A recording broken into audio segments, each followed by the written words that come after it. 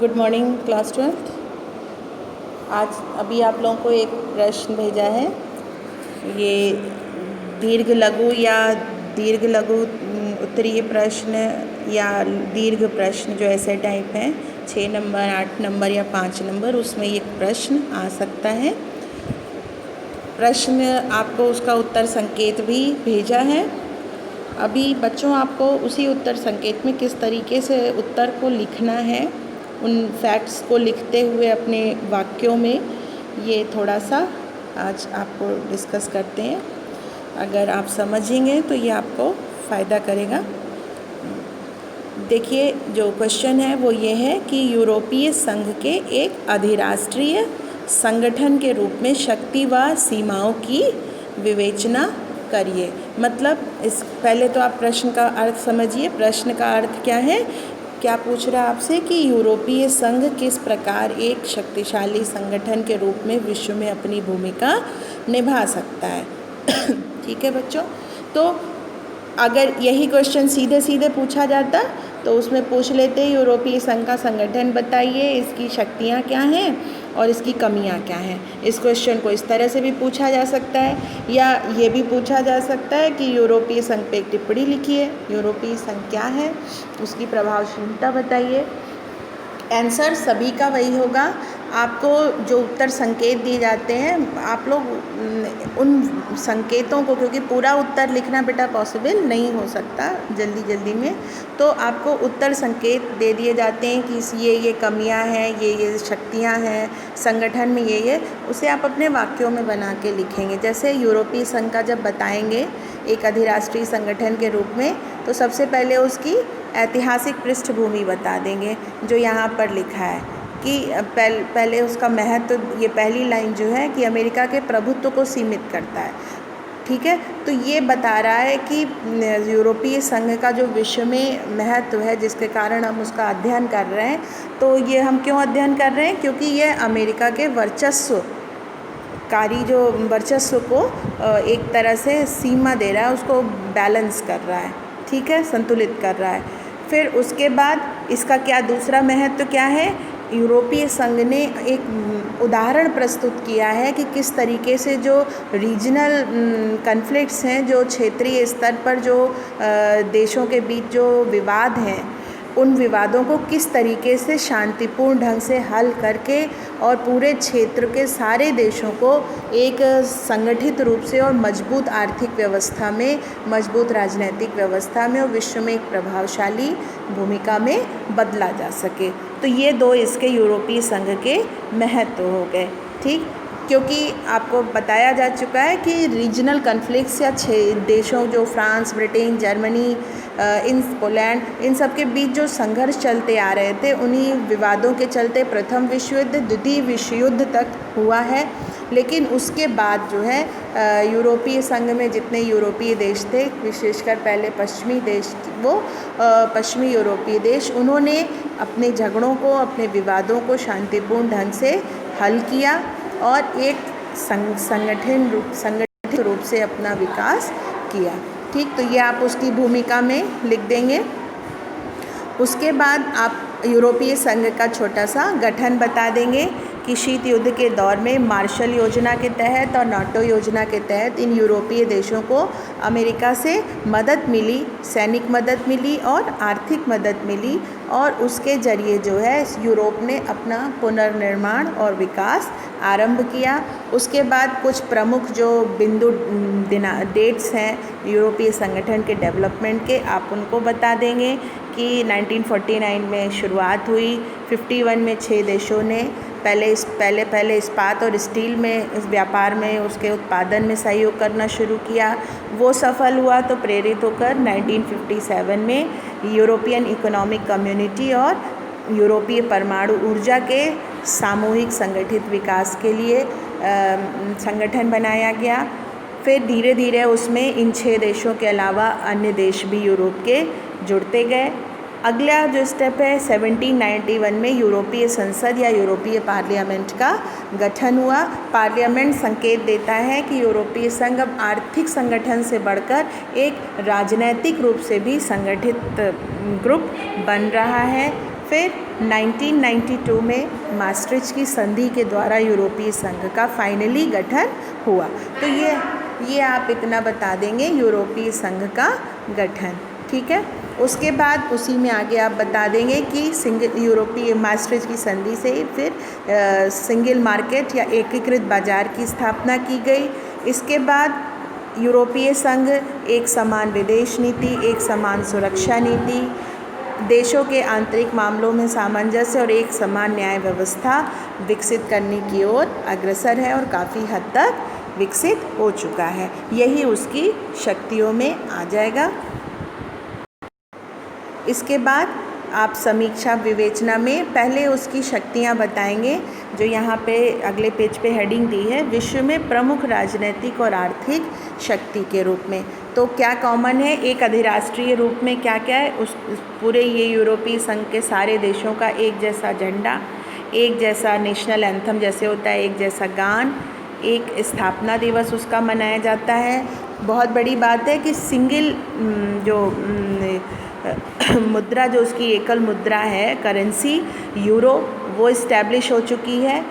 ये जितने देश यूरो से जुड़े हैं सिंगल मुद्रा एकल करेंसी से या उससे, तो वो सारे देशों के बीच जो है वो यूरो ही मुद्रा का कार्य करती है। तो ये सब उसकी साझी शक्तियों का द्योतक है। इसके अलावा यूरोपीय संघ की जो सदस्यता है उसमें लगातार वृद्धि होती जा रही है। जो 6 देशों के संगठन से शुरू हुआ था वो 27 देशों का संगठन बन चुका है। भूतपूर्व सोवियत संघ जो है वो भी भूतपूर्व सोवियत संघ से जो विखंडित होकर पूर्वी यूरोप के देश स्वतंत्र हुए वो भी यूरोपीय संघ में सम्मिलित हुए हैं। फिर आर्थिक शक्ति के रूप में बहुत तेज़ी से उभरा है। विश्व की दूसरी सबसे बड़ी अर्थव्यवस्था है। जीडीपी या सकल घरेलू उत्पाद का मतलब होता है कि प्रतिवर्ष कितना उत्पादन होता है। तो इस मामले में विश्व में यूरोपीय संघ काफ़ी आगे है।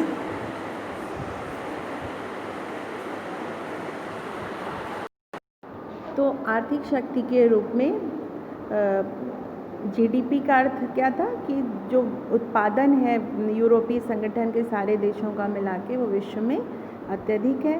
फिर यूरो की जो वैल्यू, यूरो मतलब जो यूरोपीय संघ की मुद्रा है, करेंसी है, उसकी वैल्यू लगभग डॉलर के बराबर है। मतलब वो भी काफ़ी शक्तिशाली मुद्रा है। विश्व के देश उससे व्यापार कर सकते हैं। फिर विश्व व्यापार में हिस्सेदारी यूएसए से 3 गुनी है। विश्व व्यापार में जितना आयात निर्यात सामान की खरीद फरोख्त होती है देशों के मध्य, उसमें यूरोप का काफ़ी बड़ा हिस्सा है।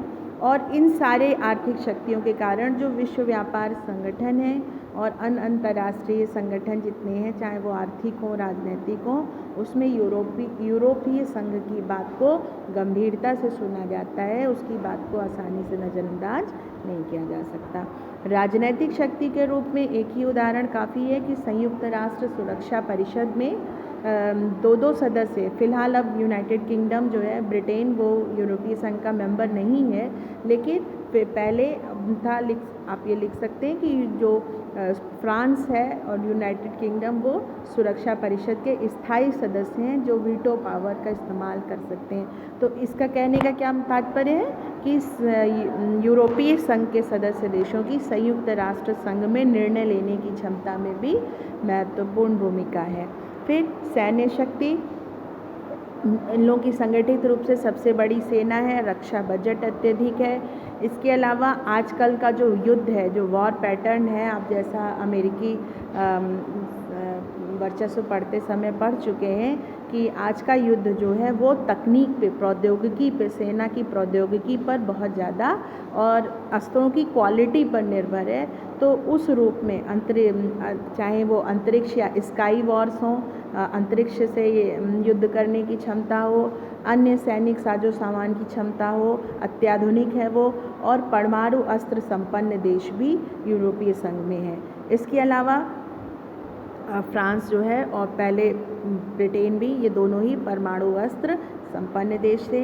इसके अलावा जो यूरोपीय संघ की संचार प्रौद्योगिकी है, जो कंप्यूटराइज्ड या इंटरनेट की सुविधा या अन्य जो संचार के साधन हैं वो अत्याधुनिक हैं। तो इस प्रकार जो है यूरोपीय संघ की आर्थिक शक्ति, राजनीतिक शक्ति, सैन्य शक्ति अत्यधिक है और जिसकी शक्ति अत्यधिक है उसका विश्व में प्रभाव और दबदबा होता ही है, स्वाभाविक है। ठीक है, इसके बाद लास्ट में आप लिखेंगे जो प्रभाव का मुख्य बिंदु है वो आर्थिक और कूटनीतिक है, सैनिक नहीं है। मतलब सैनिक रूप से यूरोपीय संघ उतना भयादोहन नहीं करता जितना आर्थिक शक्ति के बल पर और कूटनीतिक शक्ति के बल पर अपनी बात मनवाने की क्षमता रखता है। इसके बाद इसकी सीमाएं आ जाएंगी यूरोपीय संघ की। तो यहाँ पे लिखा है, शायद थोड़ा स्पष्ट ना हो बच्चों, आप एक बार चेक कर लीजिएगा। यूरोपीय संघ की जो पहली सीमा है कि कई देश जैसे टर्की है, मकदोनिया है, ये यूरोपीय संघ में आने के लिए एप्लीकेशन दिए हैं कि हमें भी यूरोपीय संघ में शामिल कर लिया जाए, उसका सदस्य बना लिया जाए। लेकिन इस संबंध में विवाद चल रहा है और विवाद क्या है कि ये कुछ देश ऐसा चाहते हैं कि जो यूरोपीय संघ की सदस्यता है वो बस यूरोपीय महाद्वीप, टिपिकल यूरोपीय महाद्वीप तक ही सीमित रहे, उसके अलावा अन्य क्षेत्र के देशों को उसमें शामिल ना किया जाए।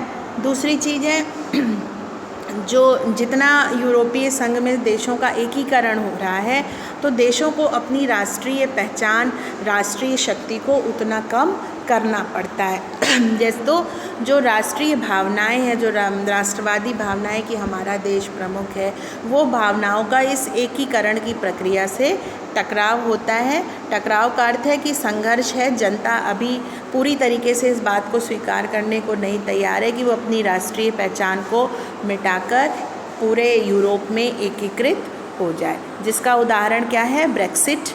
ये ब्रेक्सिट अलग से शॉर्ट में बेटा पूछा भी जा सकता है। ब्रेक्सिट है यूके का यूरोपियन यूनियन से बाहर होना।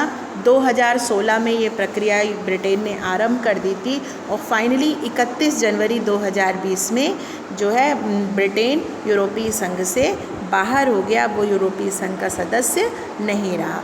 तो इसका मुख्य कारण क्या रहा? क्योंकि ब्रिटेन जो है वो अपनी जो मुद्रा है, अपनी जो आर्थिक व्यवस्था है उसे यूरोपीय संघ के अधीन नहीं करना चाहता। वो अपनी स्वतंत्र विदेश नीति, स्वतंत्र राष्ट्रीय पहचान, स्वतंत्र मुद्रा जो पाउंड स्टर्लिंग है उसे बनाए रखना चाहता है। तो इसलिए जो है वो ब्रिटेन जो है वो यूरोपीय संघ से बाहर हुआ। कहने का तात्पर्य ऐसे बहुत से देश हैं जो अभी भी इस बात में हिचक रहे हैं कि पूरी तरीके से राष्ट्रीय पहचान ख़त्म करके यूरोपीय संघ में पूरी तरह से एसिमिलेट हो जाया जाए, उसमें सम्मिलित हो जाए। इसके अलावा विदेश और रक्षा मुद्दों पर मतभेद, डिफरेंसेस हैं। क्या डिफरेंसेस हैं? जैसे उसका एक उदाहरण आप लिख सकते हैं। उत्तर में उदाहरण लिखने से उत्तर और प्रभावशाली बनता है। उदाहरण में क्या लिख देंगे कि जैसे ऑपरेशन इराकी फ्रीडम या सेकेंड गल्फ वॉर जो हुई थी, द्वितीय खाड़ी युद्ध, उसमें अमेरिका जो है यूनाइटेड किंगडम या जो ब्रिटेन है वो अमेरिका के साथ युद्ध में शामिल हुआ था। जो कोलिशन ऑफ विलिंग्स थी उसमें ब्रिटेन शामिल हुआ था, लेकिन फ्रांस और जर्मनी ये इराक पर हमले के विरोध में थे। ठीक है, तो यहाँ यूके वर्सेस फ्रांस जर्मनी लिखा है। इसका तात्पर्य यही है कि जो